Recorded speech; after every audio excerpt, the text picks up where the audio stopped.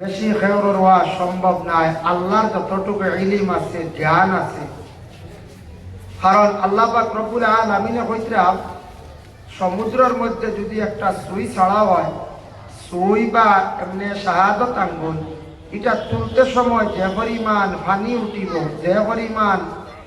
পানি উঠিব, ও পরিমাণ যদি নেন সারা দুনিয়ার বন্ধ হলে বাটিয়া আইলে কতটুকু নিতে পারবা, এর থেকে বেশি নেওয়া সম্ভব নয়। তারপরেও আল্লাহ আমরা যতটুকু দিছ জ্ঞান, এই জ্ঞানটা মানুষে যদি নিয়মিতভাবে যদি জ্ঞান অর্জন করতে পারে, জ্ঞানটার যদি মানুষে হাতে লাগাইতে পারে, হকা মানুষের কত ধরনের জিনিস আবিষ্কার করছে। এক সময় আসলো এই ধরনের উন্নত মাইকও আসলো না, কত উন্নত মাইক বর্তমানে সোশ্যাল মিডিয়া, যে ফেসবুক যেটা এত উন্নত, গোটা ওয়ার্ল্ডের খবর দেখা যায়, জানা যায়। বর্তমান এমন একটা অনলাইন সিস্টেম, বিভিন্ন মাহফিল স্ক্যানার রাখা থাকে, মানুষে অনলাইনে হাওয়ার উপরে পয়সা লেনদেন করেন না। কতটুক মানে উন্নত ডিজিটাল হয়েছে দুনিয়া, কতটুক পরিবর্তন হয়েছে, যার কারণে আজকে আজ থেকে 20 বছর আগে যে আকবরপুর এলাকা ইলা রাস্তাঘাট আসলে নয় যায়, জি না, কত সুন্দর হয়েছে, উন্নত হয়েছে। যার কারণে আল্লাহ পাক রব্বুল আলামিন আমরা অতটুকু ইহসান করছেন, মানবগুলি আল্লাহ আমরা জন্ম দিছেন, কিন্তু আমরা মানুষের ঘরে জন্ম নিছি, আমরা মানুষ, কিন্তু প্রকৃত মানুষ হওয়ার প্রয়োজন। মানুষ প্রকৃত মানুষ হইতে লাগে। মুসলমানের ঘরে জন্মগ্রহণ করার পরে সে মুসলমান, আমি মুসলমান গর্ববোধ মনে করি, আমি দাবি করি মুসলমান, কিন্তু আমার মুসলমানই থাকতে লাগবো, আমি পূর্ণাঙ্গভাবে মুসলমান হইতে লাগবে। তারপরে গিয়া মুমিনী দরজার যাইতাম, মুমিন হইতাম। এর কারণে এই দুনিয়ার জমিনের মধ্যে আল্লাহ পাক রব্বুল আলামিন আরো অসংখ্য মখলুকগুলো আল্লাহ গঠন করছে, তার থাকি সর্বশ্রেষ্ঠ জ্ঞানী বুদ্ধিমান আল্লাহ আমরারে দান করছেন। আল্লাহ পাক রব্বুল আলামিনের দরবারে আমরা শুকরিয়া আদায় করতাম। কিন্তু মানুষ জীবনে মানুষের দুঃখেও যাইব, সুখেও যাইব। সারা জীবন যে সুখে যাইব কি তা নাই, কিন্তু আমরা যত আছি অনেকের ভিতরে বড় বড় দুঃখ আছে, আসি না, সব তো সুখী নাই, দুঃখ আছে কম বেশ। কেউ আসলা এক সময় খুব সুখে আসলা, বাবার দায়িত্বে যখন আসলা, আজকে বাবা নাই, ইন্তেকাল হয়ে গেছে, কিন্তু এখন তার জীবনটা বড় দুঃখে যায়। কেউ আসলা ছোটবেলা বড় দুঃখে তার জীবন গেছে, এখন তার বড় সুখে জিন্দগিটা যায়। আমরা তো ইমানও আনছি, বালা বুড়া তকদিরুর উপরে ইমান আনছি, বালা হইব আমরা বুড়াও হইব না না হই। যার কারণে এই দুনিয়ার জমিনের মধ্যে আমরা চলতে ফিরতে, এই জগতে আমরা থাকতে আমরা শিক্ষার প্রয়োজন। শিক্ষাটা আমরা লাগি খুবই প্রয়োজন।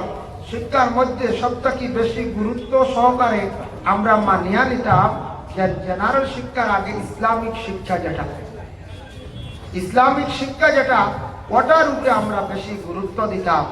আজ থেকে 1500 বছর আগে আল্লাহর হাবিব সাল্লাল্লাহু আলাইহি ওয়াসাল্লামে ঘোষণা দিয়া গেছেন, সাহাবায়ে কেরামগুলোরে জানাইছেন, ও সাহাবীরা শুনো, আমি তো এই দুনিয়ার বুকে থাকতাম না, এমন এক সময় আসবো, এমন এক যুগ আসবো, সেই সময় সেই যুগে দুনিয়ার জমিনটা কি অনেক জিনিস পরিবর্তন হয়ে যাব, অনেক জিনিস উঠি যাইব, এটা আস্তে আস্তে উঠি যাইব। তখন আমি রাসূলুল্লাহ তোমাদের কাছে সেই বার্তা দিয়া যাইয়া, তখন কিয়ামত একবারে নিকটবর্তী হয়ে যাব। এর অর্থ হইল, যখন কিয়ামত নিকটবর্তী হয়ে যাব, কিয়ামত অগ্রসর হয়ে যাব, একবারে আগুয়ে যাব, তখন এই দুনিয়ার জমিনটা কিয়া ইগুলা জিনিস উঠি যাইব, এগুলা জিনিস জমিনের মধ্যে দেখা দিব। তার কারণে আমরা নবীকে যেগুলা হইয়া গেছিলাম, কিছু আলামতে কিয়ামত, এটা প্রায় জিনিস ফলিয়া আছে, কিন্তু বড় বড় 10টা আলামত আল্লাহ রসুলের জন্য হয়েছিলাম, 10টার কি অবশ্যই একটা এখনো পর্যন্ত সাদির কইছে না। এখান মননিয়া এই যেমন শুনলাম বলে 10টা থেকে একটা এখনো প্রকাশ হয়েছে না, তে আমরা নিশ্চিন্ত হয়ে দিতাম বলে, জি না, ছোট্ট ছোট্ট যেগুলা নবী যে কইছিলাম এগুলা প্রকাশ হয়েছে। এর জন্য ইলমের দরকার, জেনারেল শিক্ষা এটাও আমরা দুনিয়ার লাগি খুবই প্রয়োজনীয়, কিন্তু ইসলামিক শিক্ষা যেটা আছে এটাও এত বেশি আমরা গুরুত্ব দিতাম।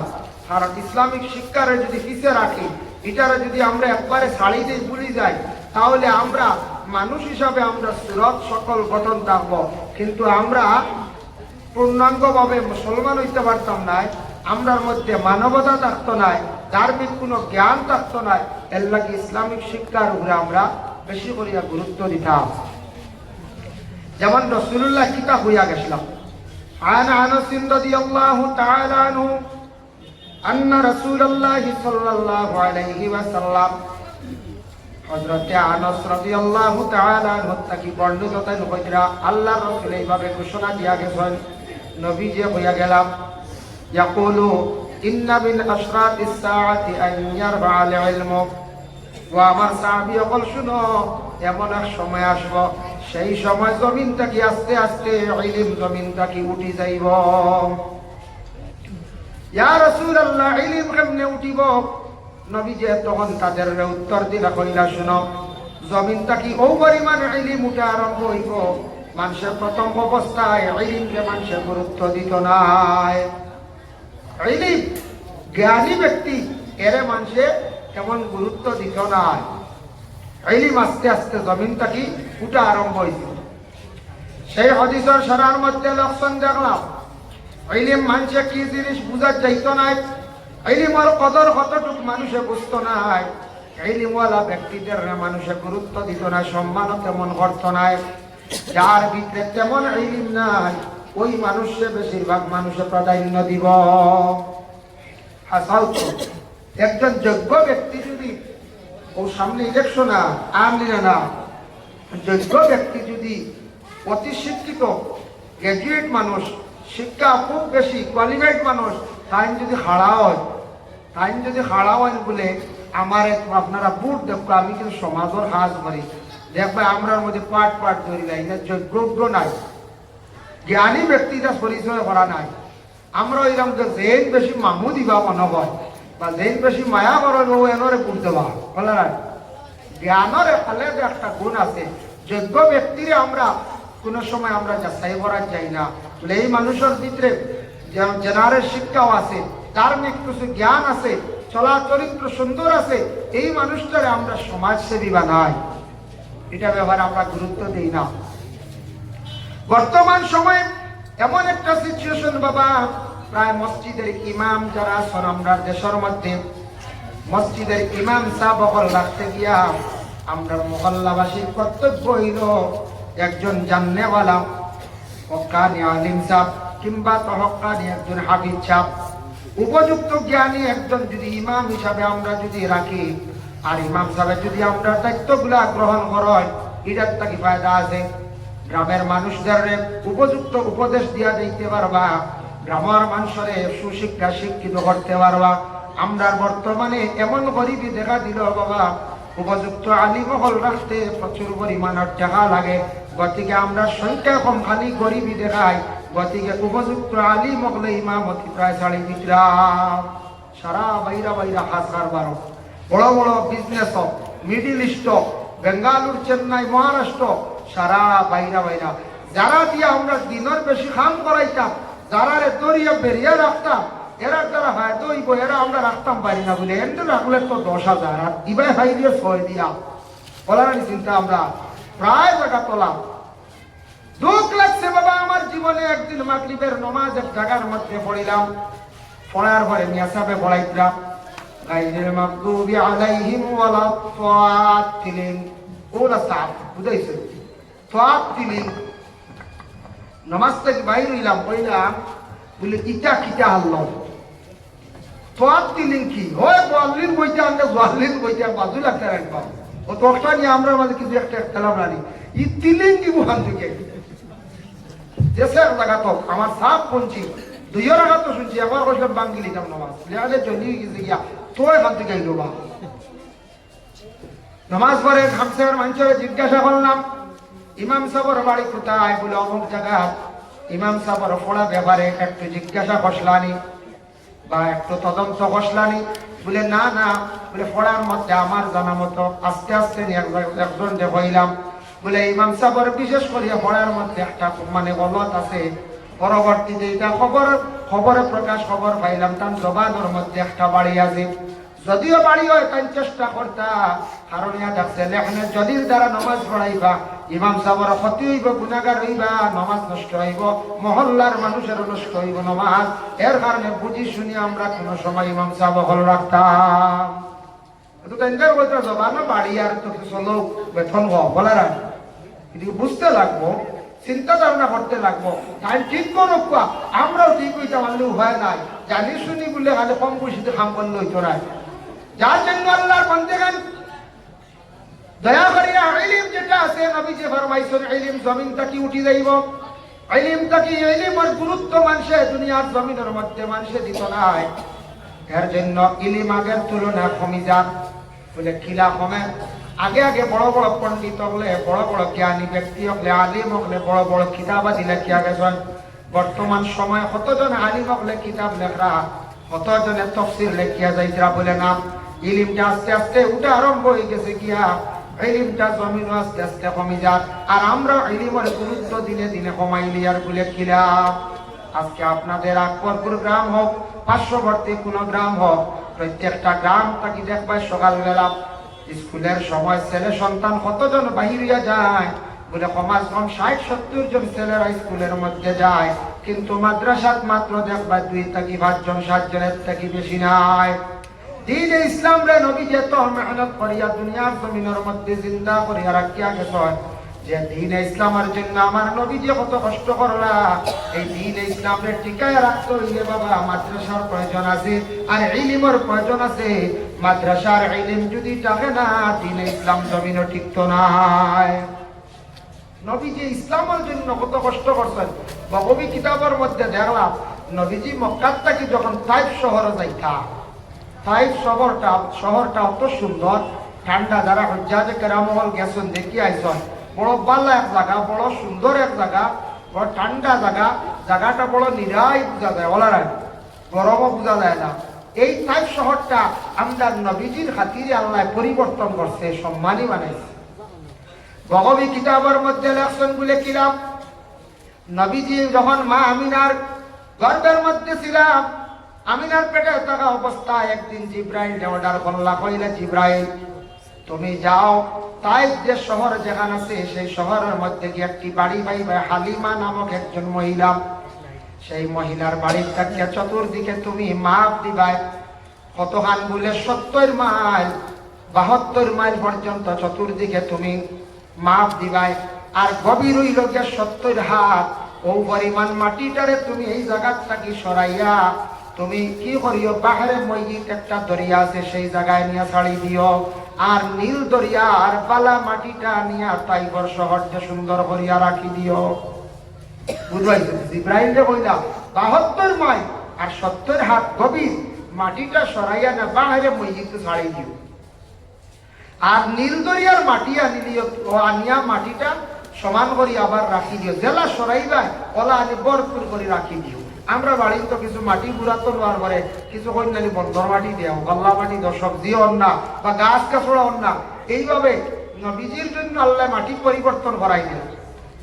ও আল্লাহ সেই মাটিটা পরিবর্তন করিয়া কি করবা, কোন কারণে আল্লাহ জানতে চাই, আল্লাহ পাক রব্বুল আলামিন জানাইলা কইলা রে বা জিব্রাইল শুনো, আমার নবী যেই দিন দুনিয়ার জমিন তশরিফ নিবা, মক্কার জমিন তশরিফ নিবা, সেই দিন আমি আল্লাহ তাইফের জমিন দে রহমত স্বরূপ, রহমত ওয়ালা, বরকত ওয়ালা বানাইয়া দিলাইব। কারণ আমার নবী জন্মের পরে মক্কাত বেশি দিন থাকতা নাই, জন্মের পরেও হালিমা নামক মহিলায় সেই তাইফ থেকে আসিয়া তাই লইয়া যাইবা গিয়া, তাইফের শহর অত গরম, এই জায়গা হান্ডে আমি আল্লাহর যাতে নবীর খাতিরে ঠান্ডা বানাইয়া দিলাইলাম। সুবহানাল্লাহ। তখন নবীজি তাইফ শহর প্রথম 2 বছর বাদে 2 বছর হালিমার দায়িত্বে আসলে, আই গেলা আমিনার দায়িত্বে, আমিনা ইন্তেকাল হয়ে গেলে আবু তালিবর দায়িত্বে, আব্দুল মুত্তালিবর দায়িত্বে বাদে আবু তালিবর দায়িত্বে গেল। নবীজি যেই সময় নবী বলিয়া প্রকাশিত হয়ে গেলা, দাওয়াতের জন্য আবার তাইফ গেলা, যে জায়গা ছোট থেকে কিছু বড় হইলা। সেই তাইফ শহরে যখন আল্লাহ রাসূল সাল্লাল্লাহু আলাইহি ওয়াসাল্লাম গিয়ে পৌঁছিলাম, তখন তাইফ শহরের মধ্যে সবচেয়ে নবীর বড় 3 জন দুশমন ছিল। একজনের নাম সাআদ, 2 নম্বর জেনের নাম হইল মাসউদ, 3 নম্বর নাম হইল ওয়াদি আলী। 3 ব্যক্তি নবীর সর্বপ্রথম তাইফ শহরের দুশমন। তিনি দুশ্মনের নবীজির পিছনে অসংখ্য সমালোচনা করতা। আল্লাহর রাসূলের কোনো সময় পাথর দি পর্যন্ত এটাইরা, কিন্তু অন্যান্য সাহাবায়ে কেরাম বলে আল্লাহর রাসূলকে কইতে, ইয়া রাসূলুল্লাহ আপনি ইজাজত দেন কয়েকটা বার যারা আপনার বিরোধিতা করেন, দুশ্মনী করেন, এরারে আমি চেষ্টা করব। আল্লাহর রাসূলের অত ধৈর্য ধারণ, অত সবর আল্লাহ দান করলো। নবীজি কইছেন কখনো না, আল্লাহ তাদের হেদায়েত নসিব করব। আজকে হয়তো বুঝছে না, আর একদিন বুঝিলাইতে পারে। সুবহানাল্লাহ। ভাই মুসলমান, আমরার নবী বিশ্ব নবী, যে নবী কুল কায়নাতের নবী, এই নবীজির ধৈর্য ধারণ করার কারণে আজ অবধি আমরা মুসলমান বলিয়া পরিচিত, মাথায় তকি মুসলমান বলিয়া পরিচিত, নাম আব্দুল আহাদ, আব্দুল সামাদ, বিভিন্ন জায়গার মধ্যে আমরা নির্যাতিতা। তারপরে আমরা বহুত মাইর খাই, বহুত গালিগালাজ খাই। আমরা নবী ধৈর্য ধারণ করার কারণে সেই নবীর উম্মত হলে আজকে আজ অবধি বিভিন্ন জায়গার মধ্যে, বিভিন্ন রাষ্ট্রের মধ্যে, বিভিন্ন রাজ্যের মধ্যে আমরা গায়েল খাইয়ার মায়ের খাইয়া আমরা নবীজির ধৈর্য ধারণের প্রতি লক্ষ্য করিয়া আমরা কি করিয়া ধৈর্য ধারণ করিয়া হইয়েন না। আমরা নবীজি সবর করছই, এটা আমরা নবীজি সবর করার কারণে আমরা নবীজির জীবনের প্রতি লক্ষ্য করিয়া আমরা সবর করিয়া আমরা নবীজি হাত ফুটাইছেন না, আমরা নবীজি অত জলদি গালিও দিছেন না। যে নবীজির জীবন আদর্শের প্রতি আমরা লক্ষ্য করা, খেয়াল করা অত্যন্ত দরকার। সাদ, মাসউদ, ওয়াজি, আলী তিনও ব্যক্তি এমন ভাবে সর্বশেষে রাসূলুল্লাহ যখন মক্কা থেকে যখন তাইফে যাইতা, তারা ছোট্ট ছোট্ট বাচ্চাদের আদেশ করতাম, বাচ্চা হল পাগল একজন আইছে মক্কা থেকে নতুন একটি ধর্ম নিয়ে ইসলাম প্রচারের লাগিয়া, তোমরা যাও, আমরা আদেশ করলাম এরার শরীরের মধ্যে তোমরা পাথর মারো। নবীর শরীরে, সাহাবায়ে কেরামদের শরীর মোবারকে অসংখ্য পাথরের আঘাত লাগলো, তবুও নবীজি একটা বার ঘুরিয়া তাদের গালি দিলা না। সর্বশেষে নবী সেই তিন দুশ্মনের কিভাবে মৃত্যু হইল দেখেন বাবা। কোনদিন গেলে দেখতে পাইবা এই জায়গার গ্রামের নাম হইল কে মফরুক। মফরুক গ্রামের নবীজির তিনজন দুশ্মন আসলাম। নবীজির দুশ্মন এই গ্রামের নাম মফরুক। তাইফ থেকে আরো ৮০-৮২ মাইল দূর এই জায়গা অবস্থিত। কিছুটা বাক্কা টেকা লাগি যা সব হাজি হল যেতে পারেন না, সেই জায়গায় তাদের মৃত্যু হয়েছে। হওয়ার পরে কি অবস্থায় তাদের রাখা হয়েছে, এমন অবস্থায় রাখা হইল আমরা যে কোনো মানুষ মারা যাওয়ার পরে উসল দেওয়াইয়া সম্মানার্থে সেই ব্যক্তিরে আমরা কবরস্থ করি। এটা আমাদের ইসলাম ধর্মের বিধান। মানুষ মারা যাওয়ার পরে আপনার উপরে কর্তব্য, দায়িত্ব, আমরা প্রত্যেকের উপরে দায়িত্ব হইল জিন্দার উপরে বা আমরা মানুষদের সম্মানের হালতে দুনিয়ার জমিন থাকিয়া, এই দুনিয়ার জমিন থাকি যখন বিদায় হয়ে যায়, কবরের মধ্যে আমরা যখন রাখি সম্মানার্থে আমরা রাখি, আর আল্লাহর হাওলা করিয়া রাখি দিলাম। কিন্তু দেখো নবীর তিন দুশ্মন মৃত্যুবরণ করার পরে তাদের কি অবস্থা মানুষের তখন করলানি বলেছি না। তারার মৃত্যুটা কিভাবে হইল বাবা একটু চিন্তা করিয়া তখন কোরআন আল্লাহ কইছেন নারুল্লাহিল মুকাদাতুল্লাতী তাফলিউ আলাল আফইদা। জাহান্নামী হলেন আগুনে সর্বপ্রথম শরীরের মধ্যে আগুনে যখন আট করব, জাহান্নামী হলেন আগুনটা সর্বপ্রথম জ্বলা আরম্ভ হইব কোন দিক থাকিয়া, কলিজার থাকিয়া বাবা। এর লাগে তাদের ভিতর থেকে একটা আগুন ধরলিলে ভিতর থেকে আগুন জ্বলা আরম্ভ হইল। মফরুক গ্রামের তাইফের মানুষে দেখলা তিন ব্যক্তির ভিতরে ভিতরে খালি আগুন জ্বলে, তারা বড় বড় চিৎকার দিতরা, কত চেষ্টা করছেন আগুন নিবাইবার, কিন্তু কোনো মানুষে নিবাইতে পারছে না।